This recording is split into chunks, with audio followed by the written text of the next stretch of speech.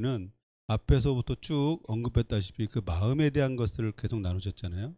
그래서 마음이 어떠냐에 따라서 우리가 그 평강 가운데 임할 수 있느냐, 살 수 있느냐 없느냐를 오늘 말씀을 해주고 있습니다. 이 화평이라고 하는 것은 그 에레네라고 하는 그 헬라어를 쓰고 히브리어로는 샬롬입니다. 그래서 이제 성경에 읽다 보면 화평이라고도 표기되어 있고 화목이라고도 표기되어 있고 평강이라고 표기되어 있어요. 근데 다 똑같은 얘기입니다. 같은 단어 에이레네라고 하는 단어를 씁니다. 성경에서 말하는 이 화평, 화목이라는 건 무엇일까요? 우리가 인간적으로 생각했을 때 다른 사람하고 친하게 지내고 뭐 싸우지 않고 그렇게 지내는 것, 그냥 평화롭게 사는 것, 그것이 그 평강이냐? 성경에서 말하는 평강이라고 하면 우리 인간적으로 평강해야지 그래서 그런다고 그래서 싸움이 일어나지 않는 것이 아니에요. 정말 하나님으로부터 부어지는 그 은혜가, 그 평강의 은혜가 임할 때 우리가 진정으로 그 평화를 누릴 수가 있게 되는 것입니다. 요즘에 참 어렵습니다. 교회들이 뭐 이제 코로나 19로 인해서 많은 그 교회들이 위축되어 있고 힘들어 합니다. 그래서 이제 사람들은 이제 교회가 새롭게 바뀌어야 된다. 패러다임이 바뀌어야 된다. 그렇게 주장도 하면서 온라인 예배를 통해서 이제 예배가 이제 드려져야 된다라고 주장하는 사람들도 있습니다. 근데 이 온라인 예배를 통해서 지금 나타나는 현상들은 성도 수들이 줄어들고 있고 또 이 온라인 예배를 통해서 믿음이 떨어져 가고 있다는 것. 이런 환경 속에서 온라인 예배를 또 정당화하려고 하는 그러한 그 사람들도 나타나는 것을 볼 수가 있습니다. 우리가 그냥 정부에서 하라고 하는 대로 그냥 따라가는 것이 화평이냐? 화평을 위해서 오늘 화평케 하는 자는 복이 있다라고 그랬는데 복을 누리기 위해서 그냥 화평하기 위해서 조용히 있어야 되는 게 하나님 뜻인가? 그런 것들은 우리가 잘 분별할 수 있어야만 합니다. 어떤 이제 유튜브를 통해서 보게 됐는데 어떤 목사님이면서 교수님이 있어요. 근데 그분이 이제 온라인 예배가 성경적이다 그러면서 이제 또 막 얘기를 해요. 그러면서 하는 얘기가 뭐냐면 초대교회 시대 때 그 고대 근동에는 종교적인 집회, 그 예배, 이제 제사를 위해서는 두 가지가 필요하다고 그랬어요. 그 사람이 주장할 때 뭐냐면 그 신전이 있어야 됐고 또 신전에는 뭐가 있어야 될까요? 신상이 있어야 돼요. 그래서 이렇게 모임이 된다. 근데 그 기독교는 신상도 없었다. 당연한 거죠. 신상은 없는 건 당연한 거예요. 신상도 없었고 또 종교적인 집회를 우리가 예배를 할 수 있는 신전도 없었다. 예배당도 없었다. 그러면서 그 초대교회는 가정에서 모여서 예배를 드렸다라고 그러면서 가정에서 이렇게 온라인으로 드리는 예배가 성경적이다라고 주장을 해요. 여러분 어떻습니까? 이게 맞는 얘기입니까? 맞는 것 같기도 하고 아닌 것 같기도 하고 사람들을 자꾸 미혹시키고 있어요. 왜냐하면 처음에 그 당시가 어떤 시대입니까? 기독교가 탄압받던 시기예요. 그럼 탄압받던 시기에서 그 복음을 전하러 다닌다는 것이 쉽지가 않아요. 또 소아시아 교회를 시작할 때는 어디서 시작을 했습니까? 가정에서 시작을 했어요. 그럴 수밖에 없어요. 가정에서 시작했어요. 그러나 성도수들이 어때요? 증가하고 많아지면서 예배 드릴 큰 장소가 필요하게 됐던 거죠. 그래서 교회가 세워진 거예요. 그렇기 때문에 초대교회 때도 예루살렘에 교회가 있었습니까? 없었습니까? 있었어요. 예루살렘 교회가 모든 것들을 관장하고 할 수 있는 그런 교회가 있었습니다. 이처럼 성경적이라고 얘기를 하지만 실질적으로 성경적이지 않는 걸 갖고 사람들을 미혹시키고 있어요. 그래서 그 기독교인들이 그냥 집에서 온라인으로 드리는 예배를 정당화시키고 있는 그런 목사들도 있습니다. 근데 또 이것 그러면서 뭐라고 주장을 하냐면 교회는 어떤 예배당은 신성시 되는 것이 아니다. 그렇기 때문에 어디에 성령님은 어디에나 계시기 때문에 어디에나 가서 예배를 드릴 수 있기 때문에 온라인 예배가 성경적이다라고 주장을 해요. 근데 그것은 어떻게 보면 맞는 것 같아요. 왜냐하면 한 사람 한 사람이 교회거든요. 성령님이 거하시는 교회이거든요. 그렇기 때문에 혼자서 예배를 드릴 수도 있어요. 그러나 우리가 왜 하나님께서 성령님을 통해서 성령의 그 강림을 통해서 왜 교회의 공동체를 세우셨습니까? 그것은 딱 하나예요. 혼자서는 신앙생활을 제대로 해나갈 수가 없어요. 그렇기 때문에 교회 공동체를 세우신 거예요. 그래서 함께 믿음의 공동체를 이루고 함께 서로 격려하고 위로하고 힘을 주면서 그 믿음의 경주를 잘 해나갈 수 있도록 함께 교제할 수 있는 그런 공동체를 세우신 것이 바로 교회라는 것입니다. 그래서 교회를 세우신 분도 성령님이시고 교회를 이끌어 가시는 분도 성령님이시라는 거예요.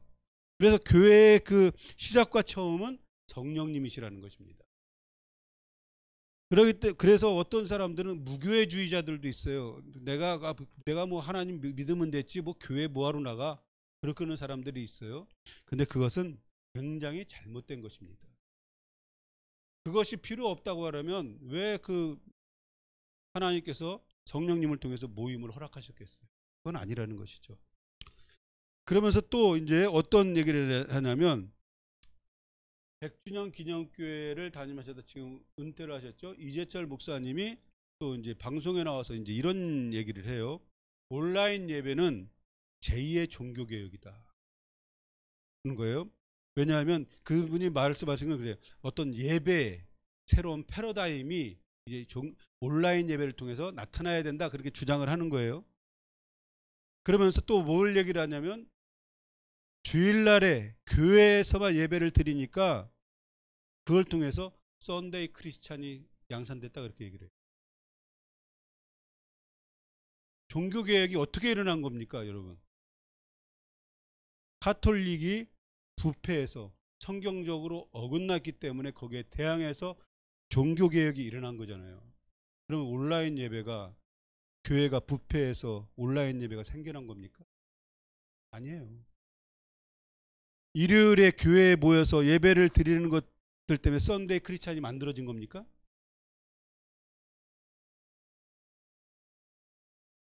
왜 썬데이 크리스찬이 생겨났습니까? 교회에서 제대로 가르치지 못하고 신앙의 본질이 뭔지를 제대로 가르치지 못하고 또 그 예배가 무엇인지를 제대로 가르치지 못할 뿐 배우지 않았기 때문에 종교인으로 전락해서 썬데이 크리스찬이 된 거예요. 뭐 일요일 날 모였다고 썬데이 크리스찬이 되는 것이 아니라는 것입니다. 이렇게 이분은 굉장히 영향력 있는 분이에요. 이재철 목사님 같은 경우엔 많은 그 젊은이들이 좋아해요. 굉장히 그 이성적인 그 설교를 하는 사람이기 때문에. 그런데 이런 사람들이 미혹시키고 있다는 거예요. 성경적이라고 얘기를 하면서 실질적으로 성경적이지 않는 얘기를 하면서 많은 사람들에게 온라인 예배를 정당화시키고 있다는 것입니다. 온라인 예배를 드리는 사람들이 한결같이 하는 얘기예요. 처음에 한두 번은 옷도 좀 정장으로 입고 좀 이렇게 옷도 갖춰 입고 예배를 이제 드린다는 거예요. 그러다 보니 한두 번 드리다 보니까 이게 그 경건하게 드리려고 하는 것이 흐지부지 되고 이제 온라인 예배를 드리면 드릴수록 어떻게 되면 예배 중간에 전화를 받게 되고 예배 중간에 물 마시러 가게 되고 예배 중간에 또 화장실도 가게 되고 그렇게 되더라는 거예요. 그것이 어떻게 온전한 예배라고 할 수가 있겠어요? 우리가 왜 교회에 모여야 되는지 그러한 그 상황과 환경을 보면 분명히 나타나는 거예요. 우리가 예배당에 나올 때 예배하러 나올 때에 그 자세가 중요한 거거든요. 우리가 집에서 옷을 차려입고 정말 그 오늘 예배에 통해서 하나님께서 주시는 말씀과 은혜를 그 사모해서 그렇게 집을 나서서 나오는 과정 속이 다 예배에 참여하는 과정이라는 거예요. 그냥 집에서 자다가 그 갑자기 이제 시간이 다 돼갖고 일어나서 그냥 잠옷바람으로 앉아서 그냥 TV 켜놓고 그게 예배입니까? 아니에요. 뭐 이 예배당이 뭐 신성시대에서 여기 와서만 예배를 드려야만이 하나님이 계셔서 예배 드리는 것이 아니라는 거예요. 하나님께서 허락하신 믿음의 공동체라는 것입니다. 함께 예배할 수 있도록 허락하셨다는 거예요. 그렇기 때문에 우리가 멀어도 이 자리에 나와서 예배하는 거예요. 화평이라고 하는 것은 무엇입니까? 그것은 어떤 하나님의 뜻에 어긋나고 불의한 것에 대해서 그냥 싸우기 싫으니까 우리는 그냥 서로 그 화목하고 친하게 지내자, 그것이 화평이 아니라는 것입니다. 화평이라고 하는 것은 무엇입니까? 하나님의 뜻 안에서 우리가 화평이 이루어져야 되는 것입니다. 예수님은 화평의 왕이십니다. 예수님을 통해서 이 땅에 진정한 평화가 실현된 것입니다. 그런데 이 평화의 왕이신 주님이 당시에 종교 지도자들과 기득권자들에 대해서는 굉장히 대립각을 세우셨어요. 그 이유가 무엇입니까? 그들이 하나님의 뜻에 어긋났기 때문에 그래요. 하나님의 뜻에 어긋난 그 사람에게 대해서는 굉장히 단호하셨던 분이 예수님이셨습니다. 그러나 그분은 성경에 뭐라 그러냐? 화평의 왕이시다라고. 평화의 왕이세요. 그러면 하나님의 뜻에 어긋난 거에서 대립을 하지 말아야죠. 우리가 생각하는 평화라고 그러면 그런 사람들하고 친하게 지내야지. 아니라는 거예요. 마태복음 10장 34절 말씀에 보면 내가 세상에 화평을 주러 온 줄로 생각하지 말라. 화평이 아니라 검을 주러 왔노라 그랬어요. 평화의 왕이라고 하신 분이 평화를 주러 왔다고 생각하지 마. 나는 검을 주러 왔어. 그건 뭐냐? 싸움을 할 수 있도록 너에게 검을 주겠다는 거예요. 싸우라는 얘기입니다. 평화의 왕이신 주님이 이렇게 검을 주러 오셨다는 것, 이것은 이해가 안 되는 얘기예요. 어떻게 보면. 근데 그 주님이 우리에게 말씀하고 싶은 것은 뭐냐면 하나님의 뜻 안에서 하나님의 말씀하시는 평안에 대한 것을 우리가 잘 이해해야 된다는 거예요. 도덕론자들이나 어떤 그 박애주의자들이 말하는 그런 평안이 아니라는 얘기입니다. 요한복음 14장 27절 말씀에 보니까 주님이 주시는 평화는 이 세상이 주는 평안과 다르다라고 말씀하고 있어요. 이 세상에서 주는 평화가 다른 차원이라는 것입니다. 주님이 말씀하시는 평화는 전쟁이나 기근이나 재난이 과 같은 것이 없는 그런 평화를 말씀하신 것이 아니라는 거예요. 하나님과의 관계를 바르게 할 때 찾아오는 선한 것과 기쁨과 축복을 누리는 상태가 진정한 평안인 것입니다. 믿으시길 바랍니다. 그렇죠. 하나님과의 바른 관계가 이루어질 때 하나님께서 우리에게 부어주시는 은혜가 있어요. 하나님께서 주시는 평안이 있다는 것입니다. 그럴 때 우리는 그 하나님의 성품 안에서 나오는 그 평안을 받은 자로서 진정한 평안을 누리게 되는 것입니다. 예수님은 하나님과 인간 사이에 막힌 담을 허시고 평화케 하신 분이 바로 예수님이십니다. 하나님과 우리는 죄로 인해서 어떻게 됐습니까? 관계가 깨어져 버렸어요. 막혀버렸어요. 하나님과 교제할 수 없는 그런 관계가 되었고 죄로 인해서 우리가 원수가 되었다는 거예요. 우리와 하나님이. 그래서 로마서 5장 10절 말씀에는 뭐라고 말씀하고 있냐면 곧 우리가 원수가 되었을 때 그의 아들의 죽으심으로 말미암아 하나님과 화목하게 되었은즉 화목하게 된 자로서는 더욱 그 살아나심으로 말미암아 구원을 받을 것이니라 이렇게 말씀하고 있습니다.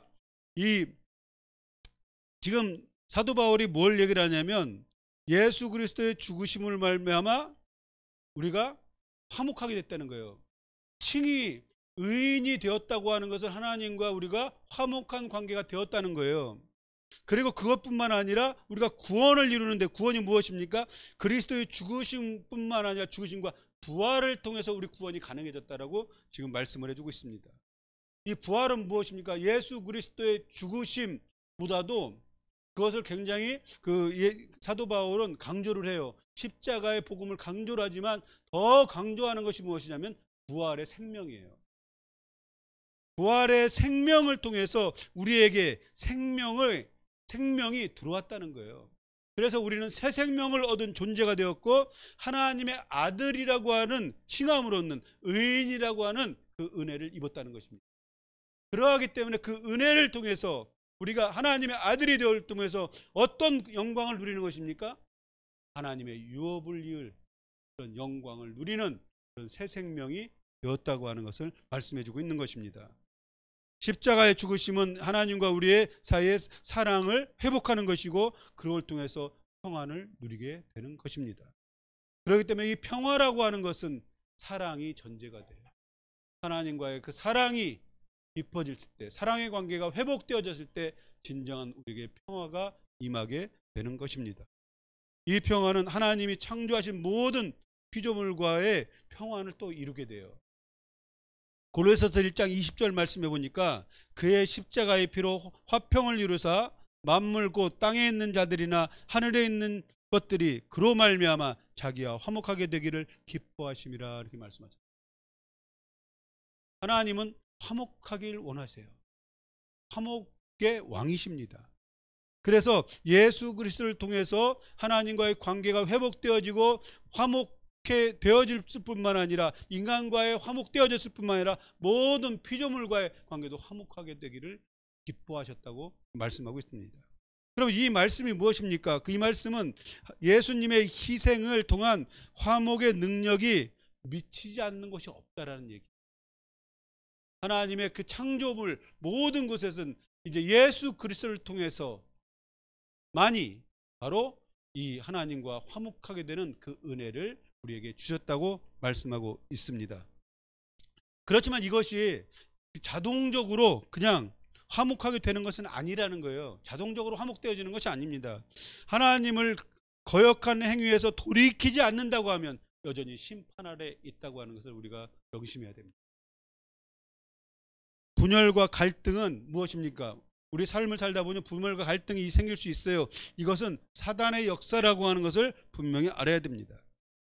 교회가 하나님의 사랑과 은혜 아래서 화평을 누려야만 진정한 믿음의 공동체가 될 수가 있어요. 교회라고 모이고 있지만 실질적으로 분열과 갈등을 통해서 사단의 밥이 되어버린 교회들도 많이 있어요.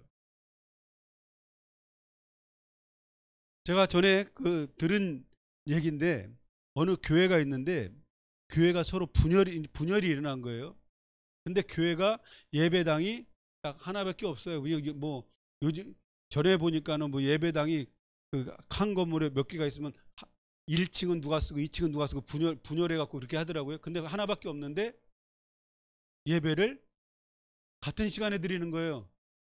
나눠져서 한 공간에서. 그러다 보니까 어떨까요? 또 반주도 해야 되잖아요. 예배를 드리려면. 근데 피아노가 하나야. 서로 피아노 차지하려고 쟁탈전을 벌이는 거예요. 그런 교회를 들었어요. 그러면서 꼭 양쪽에서 똑같이 부르는 찬송이 있어요. 마귀들과 싸울 때 누가 마귀인지 모르겠어요. 그런 교회들도 있어요. 그건 교회라고 할 수가 없는 거예요.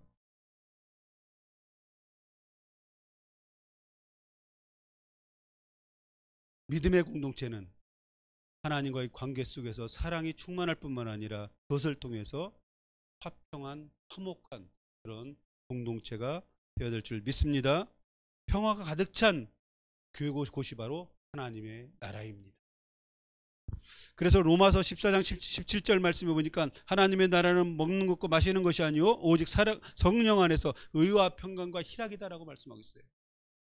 하나님의 나라의 조건에 뭐가 들어갑니까? 의가 들어가고 평화가 들어가고 희락이 들어가고 그게 하나님의 나라라는 거예요. 하나님의 나라에 있어야 할 것을 말씀하고 있습니다. 많은 종교들에서도 다른 종교에서도 평화를 얘기해요. 평화를 얘기해요. 특히 가톨릭은 평화를 되게 강조합니다. 평화. 그걸 굉장히 강조를 해요. 그러나 하나님의 의가 없는 평화는 온전할 수 없다라고 하는 것을 알아야 돼요. 그러면 이 하나님의 의는 무엇입니까? 바로 예수 그리스도의 십자가의 은혜입니다. 이 하나님의 의는 이 십자가의 은혜를 통해서 우리를 구원하신 구원입니다. 그 구원의 은혜와 감격이 없다고 하면, 그것이 전제가 되지 않는다고 하면 우리에게 진정한 평안은 있을 수 없고 진정한 기쁨이 있을 수 없다는 얘기입니다. 하나님과 화목하는 은혜가 임할 때 진정한 평강이 우리에게 임하는 것입니다. 로마서 5장 1절 말씀해 보니까, 그러므로 우리가 믿음으로 의롭다 하심을 받았으니 우리 주 예수 그리스도로 말미암아 하나님과 화평을 누리자, 이렇게 말씀하고 있습니다. 누리자 그러면 항상 머무는 거예요. 이것이 하나님의 백성들이 갖는 특권입니다. 평안을 누리는 거예요. 평안하지 못한 상황, 정말 평안할 수 없는 상황에도 하나님과의 관계 속에서 하나님이 베풀어 주신 은혜 가운데 평강한 거예요. 이게 믿는 자의 특권이라는 거예요. 이 세상 사람들은 평안의 조건을 갖고 평안을 해요. 그러나 우리는 조건이 그렇지 않다고 할지라도 하나님 때문에 평안할 수 있는 거예요. 이것이 하나님께서 우리에게 주신 은혜고 특권인 걸 여러분이 믿으시길 바랍니다. 구원받은 믿음의 자녀들은 의인에게 주시는 축복이 그 평안입니다. 우리에게 주시는 평안이에요. 하나님과의 평안을 누리자라고 말씀하고 있어요. 이 말은 뭐냐면, 그 원어적인 뜻을 보면 이 평안을 소유하자, 그 뜻이에요. 누린다는 거 소유하는 거예요. 내가 그 평안을 갖는 거예요. 그래서 내 거는 소중한 거잖아요. 그걸 소중하게 지키려고 하는 거예요. 하나님이 주시는 평화가 강같이 흐르는 은혜가 우리에게 있어야 될 줄 믿습니다. 하나님과의 관계 속에서는 우리는 평안할 수 있습니다. 그래야만, 내가 하나님과의 관계에서도 평안을 누리고 경험해야만이 다른 사람에게 어떻게 할 수 있어요? 평안을 흘려보낼 수가 있어요. 그래서 고린도후서 5장 18절 말씀해 보니까, 모든 것이 하나님께로서 났으며 그가 그리스도로 말미암아 우리를 자기와 화목하게 하시고 또 화목케 하는 직책을 주셨다고 말씀하고 있습니다. 아멘. 화목케 하는 직책을 주셨다는 거예요. 나를 화목하게 하실 뿐만 아니라 내가 다른 사람들을 화목하게 할 수 있는 그 직임을 맡겨주셨다는 거예요. 이것은 무엇입니까? 평강의 복음으로 내가 무장해서 그 평강을 다른 사람에게 나누라는 얘기예요. 직책을 주신다고 하는 것은 무엇입니까? 직분이라는 건 뭐예요? 직분 받은 자들이 구할 것은 무엇입니까? 충성됨이에요. 그러면 하나님께서 우리에게 그 평안의 사도로서 이렇게 직분을 주셨는데, 그것에 충성하는 것은 무엇입니까? 화평을 만드는 거예요. 화평케 하는 삶을 사는 것입니다. 우리가 하나님께서 직분을 주신 건 굉장히 중요해요. 하나님께서 직분을 주신 이유는 딱 한 가지밖에 없습니다. 뭡니까? 교회를 세우기 위함입니다. 하나님의 뜻에 순종함으로, 충성함으로 교회를 세우는 거예요. 여러분, 우리가 이 교회가 이게 작은 교회로 이제 모이지 않습니까? 그러다 보니까 그 일을 하는 것들이, 어떤 직분을 맡은 것들이 막 중복되는 경우도 있어요. 한 사람이 여러 것을 감당하고 그런 것들이 있어요. 그럴 때 그거 갖고 내가 할 사람이 없으니까 그냥 이걸 내가 해야 된다, 그런 생각으로 이 직분을 감당하면 절대 은혜 가운데 감당할 수 없어요. 내가 부족하지만 많은 사람들 중에서 나를 택하셔서 이 믿음의 공동체에 있게 하셨고, 또 그 중에서도 또 나를 택하셔서 이 직분을 감당하게 하셨다고 하는 그 은혜에 대한 감사의 마음이 있을 때 그것을 감사함으로 감당할 수 있습니다. 그래야 돼요. 우리가 어떤 일을 맡았을 때 그것을 어떠한 마음으로 감당하느냐에 따라서 그 사람의 삶의 자세와 태도가 틀려지는 것입니다. 어떤 청소부 두 명이 있었어요. 그 청소부 두 명이 있었는데 한 사람은 그 길을 쓸면서 맨날 그 투덜투덜 대는 거예요. 내가 왜 이렇게 살아야 되느냐? 내가 정말 이런 일을 꼭 내가 해야 되냐? 남이 버린 그 쓰레기나 치우고 내가 살아야 되느냐? 그리고 맨날 그렇게 투덜투덜 대는 거예요. 또 한 사람은 어떻게 그 청소를 하냐면 내가 이 청소를 하는데 내가 지금 지구를 깨끗하게 하고 있는 거예요. 그런 자세로 하는 거예요. 하나님께서 정말 기뻐하시는 건 어떤 자세일까요? 그 맞는 얘기잖아요. 지구의 일부분을 자기는 청소하고 있는, 깨끗하게 하고 있는 거예요. 그런 자세로 해야 되는 거죠.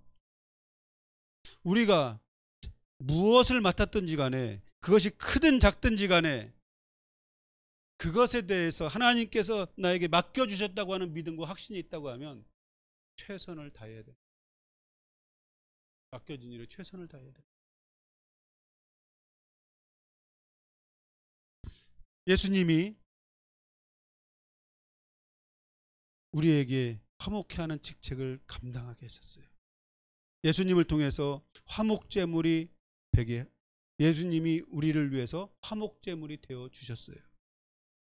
그럼 무엇입니까? 우리가 화목케 하는 직책을 감당한다고 하는 것은 내가 죽어질 때 가능해요. 내 자신을 주장하지 말고 화목제물이 되어질 때 내가 화목의 직책을 감당할 수 있다는 것입니다. 화평은 내가 죽어질 때만이 이루어지는 것입니다. 우리는 이 세상에 살면서 어떻습니까? 살면서 뭔가를 이루려고 해요. 살면서 뭔가를 얻으려고 하고 취하려고 합니다. 죽으면 끝나니까 내가 살아서 어떻게 하든지 뭔가를 이루려고 합니다. 그러나 주님은 어떤 분이십니까? 살아서 뭔가를 이루는 것이 아니라 주님은 죽으심을 통해서 하나님의 의를 이루셨다는 거예요. 그게 다른 점이에요. 진짜 화평을 이루기를 우리가 원한다면, 화평케 하는 직책을 감당하기를 원한다면 우리 자신이 죽어지고 그리스도가 우리의 삶 가운데 드러나게 될 때 진정한 화평의 전도사로서 우리가 살 수가 있습니다. 우리가 가정에서, 교회에서, 어떤 삶의 현장에서 예수가 드러나야 되는 거예요. 그래야 화평을 만드는 사람이 될 수가 있습니다. 가정에서 내 자신이 죽어지면, 재물이 되어지면 화평을 가로막는 악한 원수의 공격을 끊어낼 수 있고 막아낼 수 있습니다. 교회에서 우리가 한 사람이 화목케 하는 사람으로서 내가 재물이 되어지면 교회를 아름답게 세울 수 있어요. 교회에서 서로가 어떤 자기를 주장하고 서로가 시기와 분노 가운데 서로 반목한다고 하면 결단코 화목할 수가 없는 것입니다. 교회의 분열과 반목은 사단이 교회를 꺾으려는 그러한 수작임을 우리가 알 수 있어야 돼요. 그래서 우리가 그 신앙생활을 하는 게 그거예요. 교회에서 우리가 신앙생활을 하지만 많은 사람들이 우리를 개독교라고 욕하고 막 그러는 이유가 무엇입니까? 교회에 와서는 거룩한 것 같은데 나가서는 거룩하지 않아요. 삶 속에서 우리가 화목케 하는 직책을 감당한다는 것은 무엇입니까? 때로는 사람들하고의 관계 속에서 우리가 좀 손해볼 때도 있어요. 그냥 손해 좀 보면 어때요? 내가 손해를 보려고 하는 그러한 마음의 자세가 있을 때 주님을 드러낼 수 있을 뿐만 아니라 내가 화목케 하는 직책을 감당할 수 있다. 화목케 하는 직책을 감당함은 악한 원수의 공격을 차단할 수 있습니다. 믿음의 교회 공동체를 든든히 세우는 역할을 우리가 감당할 수 있습니다. 데살로니가전서 5장 13절 말씀해 보니까 사랑 안에서 가장 귀히 여기며 너희끼리 화목하라 이렇게 말씀하고 있어요. 서로 화목할 수 있는 조건이 뭐냐면 사랑 안에서 서로 귀히 여기라는 거예요. 그래야만 우리가 서로가 화목할 수 있다는 거예요. 화평할 수 있다는 것입니다. 그냥 우리가 우리 의지로 화목해야지 그 평화를 해야지. 근데 그것은 작심삼일이에요. 언제든지 내 안에 있는 악한 죄악된 본성들이 올라와서 그 사람하고 대립할 수밖에 없다는 거예요. 왜? 내가 꺾이지 않고 내가 내 자신을 주장하기 때문에 부딪힐 수밖에 없다는 것입니다. 근데 사랑 안에서, 그리스도의 사랑 안에서 서로를 귀하게 여깁니다. 이것은 무엇입니까? 상대방을 나보다 낮게 여기면 서로 화목합니다. 사도 바울은 데살로니가 교회 성도들에게 귀히 여길 대상을 그 얘기를 하고 있는 거예요. 그래서 우리가 서로가 화목을 해야 되는 귀히 여길 대상은, 근데 그 당시에 지금 썼던 것들이면 장로나 어떤 감독들, 목회자들에 대한 가르침이에요. 근데 이게 장로나 목회자를 어떤 지칭해서 하는 것보다는 우리는 무엇입니까? 다 왕 같은, 다 하나님의 직분자들이라는 거예요. 그렇기 때문에 어떻게 해요? 서로를 존중할 수 있어요.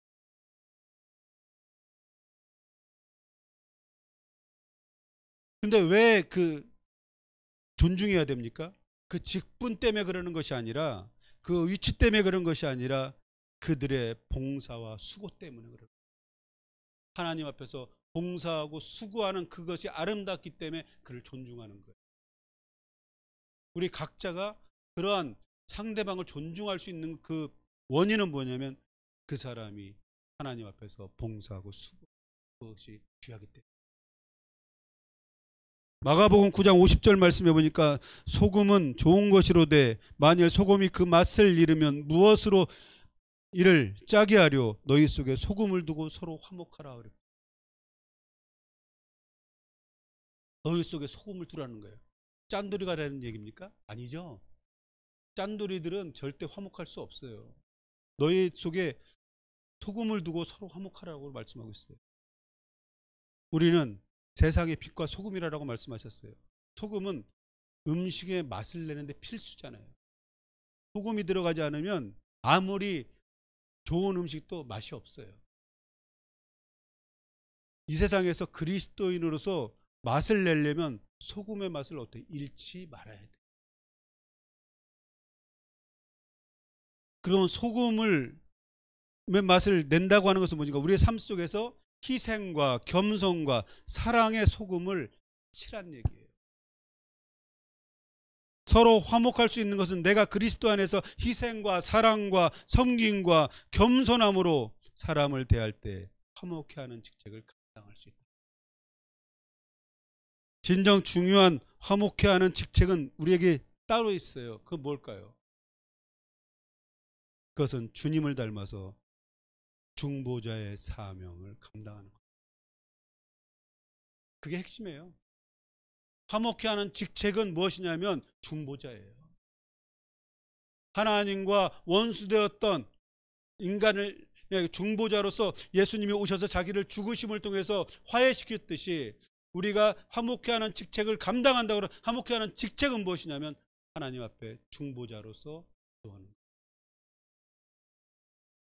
중보자는 다른 사람의 짐을 대신 지는 것입니다. 예수님은 이 땅에서 참된 중보자의 삶을 사셨습니다. 인간의 죄를 대신해서 짊어지시고 하나님께 기도하셨어요.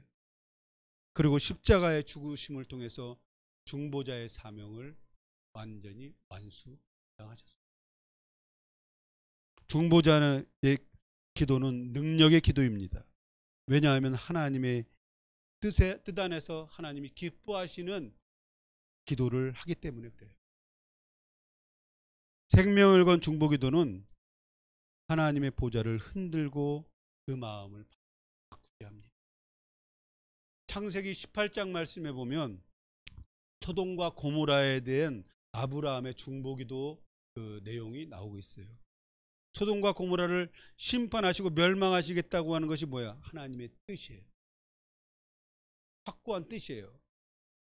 근데 하나님 앞에서 딜을 하죠. 50명에서 10명까지 딜을 해요. 아마 10명을 얘기했을 것은 아마 저기 있을 거예요. 롯의 저기 식구들을 세보니까 한 10명 정도는 될 거라고 생각을 했던 거예요. 그래서 10명까지 내려와요. 그래, 그 의인 10명 있으면 멸망시키지 않을게. 그러셨어요. 독가 롯의 영혼을 위해서 안타까운 간절한 중보의 기도. 중보자는 어떤 사람입니까? 그 영혼에 대한 갈망. 화목해 하는 직책을 감당한다고 하는 것은 바로 중보자로서 영혼에 대한 갈망을 갖고 그 영혼을 사랑하는 마음으로. 하나님은 아브라함의 기도를 들으시고 롯과 그 가족을 심판에서 건져내셨습니다. 물론 뒤돌아봐서 롯의 아내가 꽁기동이 되어버렸지만, 여기서 우리가 알 수 있는 것은 정말 영혼을 향한 간절한 중보의 기도는 하나님의 마음을 움직인다. 하나님의 마음을 바꾼다. 하나님이 완전히 멸망시키겠다고 해도 그 중에서도 구원할 자를 구하신다. 이 세상은 어떤 세상입니까? 악으로 가득 찬 세상이에요. 그러나 우리가 그 영혼들을 바라보면서 우리가 그 화목해 하는 직책으로서 중보의 그 사명을 감당할 때 그 중에서 하나님께서 구원할 자를 구원하신다는 거예요. 믿으십니까? 예. 우리에게 주신 화평의 직책은 중보의 직책입니다. 중보자는 하나님의 뜻이 이 땅에 이루어지게 하는 능력의 사람입니다.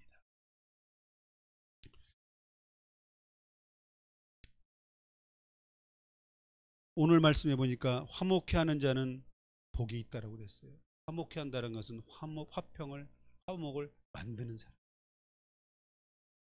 그건 굉장히 적극적이라는 것이죠. 적극적으로 하나님의 뜻을 이루는 것. 그러면서 뭐라고 말하면 복이 있고 하나님의 아들이라 일컬음을 불리게 될 것. 불리게 될 것. 화평을 만드는 사람은 하나님의 아들이라 인정을 받게 될 것이다라고 말씀하고 있는. 이 아들이라고 하는 표현은 휴오스라고 하는 그 단어를 쓰는데 언어에 보면 아버지의 성품을 공유한 사람, 아버지의 성품을 공유했다. 하나님의 성품을 공유했다는 것입니다. 그게 하나님의 아들이래요. 히브리서 13장 20절 말씀해 보니까 양들의 큰 목자이신 우리 주 예수를 영원한 언약의 피로 죽은 자 가운데서 이끌어내신 평강의 하나님이라고 했습니다. 평강의 하나님은 평강을 위해서 어때요? 자기의 외아들을 죽이신 거예요. 그러니까 평강을 위해서 무엇입니까? 하나님은 희생을 마다하지. 화평을 만드는 사람은 자신의 성품을 공유한 하나님의 아들이라고 인정하시는 것입니다. 우리가 믿음의 길을 가면서 이 화평하게 하는 직책을 감당한다고 하는 것은 하나님이 우리가 너는 나의 아들이라고 인정해 주신다는 것. 우리가 살다 보면 분쟁하고 다투고 분열을 하는 등 그런 화평과 반대되는 일을 얼마든지 만날 수 있어요. 이때 우리의 부르심의 목적을 분명히 생각하시길 주의 이름으로 축원합니다. 하나님께서 주신 직책을 여러분이 생각하시길 바랍니다. 화목해 하는 직책을 우리에게 주신 것, 이것이 가장 귀한 것이라는 것입니다. 우리가 할 수만 있으면 화목해 하는 일을 우리가 감당을 해야만 합니다. 이 직책을 순종함으로 믿음으로 감당할 때 어떻습니까? 그곳이 하나님의 나라가 이루어지는 것입니다. 내가 서 있는 곳, 나의 손과 발이 닿는 곳, 그것이 하나님의 평강이 흘러넘친다고 하면 그것이 하나님의 나라가 됩니다.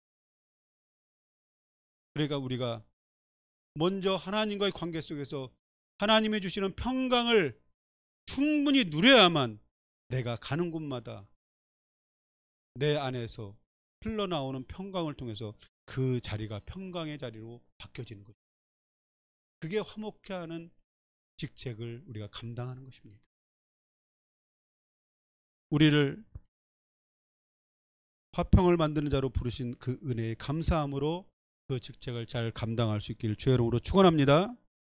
욥기서 22장 21절 말씀해 보니까 너는 하나님과 화목하고 평안하라. 그리하면 복이 내게 임하리라 그랬습니다. 복을 주시겠다는 거예요. 하나님이 복을 주시겠다는 것입니다.